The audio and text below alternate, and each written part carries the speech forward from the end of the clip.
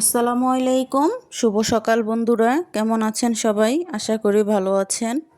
প্রতিদিনের মতো আজও সকাল সকাল উঠে পড়েছি আর নাস্তা সেরে ফারানকে নিয়ে স্কুলে দিয়ে এসেছি। আসার সময় কিছু কাঁচা সবজি নিয়ে বাসায় ফিরলাম।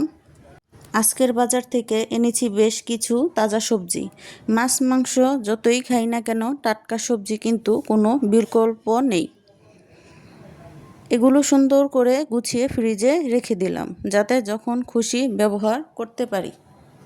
সবজিগুলো একে একে সব গুছিয়ে রেখেছি। এখন আমি মরিচগুলো যে বোটা ওইটা ফেলে দেব, তাহলে মরিচগুলো ভালো থাকবে, অনেক দিন নষ্ট হবে না। তো এই যে আমি একটা বক্সে ভরে রেখেছি, এটা আমি নর্মালে রেখে দেব, যে কাজে প্রয়োজন হয় তখন ব্যবহার করব।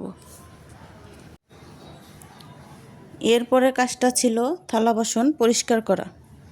সকালে নাস্তাটা শেষ করে যেহেতু ফারানকে নিয়ে চলে গিয়েছিলাম, এগুলো পরিষ্কার করতে পারিনি, তাই আগে থালা বাসনটা পরিষ্কার করে নিব, তারপরে একে একে সব কাজ শেষ করে নিব। বেশি একসাথে করলে পরে ঝামেলা হয়ে যায়, তাই আমি সাথে সাথে করে ফেলি। আগে থালা বাসনটা পরিষ্কার করে তারপর বাকি কাজগুলো করব। এই তো দেখতে পাচ্ছেন, একে একে আমি সব থালা বাসন পরিষ্কার করছি। আবার দুপুরের রান্নাও বাকি আছে, তাই এই থালা বাসনগুলো পরিষ্কার করে তারপর আমি দুপুরের রান্নার আয়োজন করব। ফারহানকে স্কুলে দিয়ে এসেছি, মেয়েও স্কুলে চলে গিয়েছে, তাই একা হাতে সব কাজ করতে হয়। তাই পাই টু পাই সব কাজ গুছিয়ে করলে ঝামেলা হয় না। তাই এই তো থালা বাসন ধোয়া শেষ, সাথে সিঙ্কটাও পরিষ্কার করে নিয়েছি, সাথে পুরো রান্নাঘরটাই ক্লিন করে নিয়েছি। রান্নাঘরটা সাথে সাথে পরিষ্কার করে নিলে পরবর্তীতে রান্না করতে আসলে মনটা ভালো লাগে। না হলে সব এলোমেলো হয়ে থাকলে কাজের কোনো শান্তি পাই না। আমি আমার রান্নাঘরে আমার হাতের কাছে সব রাখি, যেন রান্না করতে আমার সুবিধা হয়।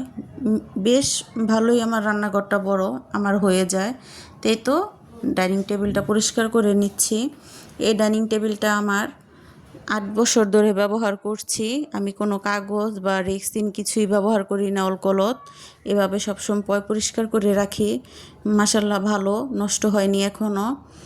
একটু পরিষ্কার করতে রাখতে ঝামেলা হয়, তাও ভালো লাগে। আসলে পরিষ্কার রাখলে সব কিছুই দেখতে সুন্দর লাগে, নিজের একটু কষ্ট হলেও। তাই তো টেবিলটা আমি পরিষ্কার করে নিয়েছি। এক এক করে সব গুছিয়ে নেব। তাই তো বাচ্চাদের পড়ার টেবিলটাও একটু গুছিয়ে নেব। মেয়ে সবসময় মেয়ের পড়ার টেবিলটা গুছিয়ে রাখে। আজকে মেয়ের সকালে টাইম ছিল না, তাই মেয়ে চলে গেছে স্কুলে। তাই তো আমি মেয়ের টেবিলটা গুছিয়ে দিচ্ছি। এক এক করে সব মুছে নিচ্ছি। প্রতিদিন একটু হালকা হালকা করে মুছি, তাহলে আর প্রতিদিন এত কষ্ট হয় না। এটা কিন্তু আমার মেয়ে বানিয়েছে প্লে দিয়ে। তাই তো যে একটু ধুলোবালি পড়ে, এই যেগুলো সব আমার মেয়ে বানিয়েছে, মাশাআল্লাহ। এটা কিন্তু এই যে আমার ফারহানের ছবি, ওর ছবিটা পড়ার টেবিলে রেখে দেয়। এই যে আমি গেস্ট রুমের বিছানাটাও গুছিয়ে নিলাম, সাথে সৌরাকের উপরেও দেখি একটু ময়লা পড়েছে, এটাও মুছে নিয়েছি।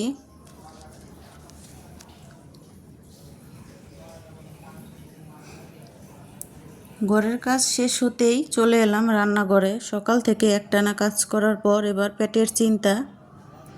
অনেক দিন ধরে সবজি আর মাছ খাচ্ছিলাম, তাই ভাবলাম মাছ একটু ভিন্ন কিছু করা যাক। তাই মেনুতে আছে গরুর মাংসের সাথে গরম গরম পোলাও। জানাতে ভুলবেন না। ভিডিওটি ভালো লাগলে লাইক, কমেন্ট আর শেয়ার করবেন, আর আমার চ্যানেলটিতে সাবস্ক্রাইব করে পাশে থাকবেন। দেখা হবে পরের ভিডিওতে। ততক্ষণ পর্যন্ত ভালো থাকবেন, সুস্থ থাকবেন।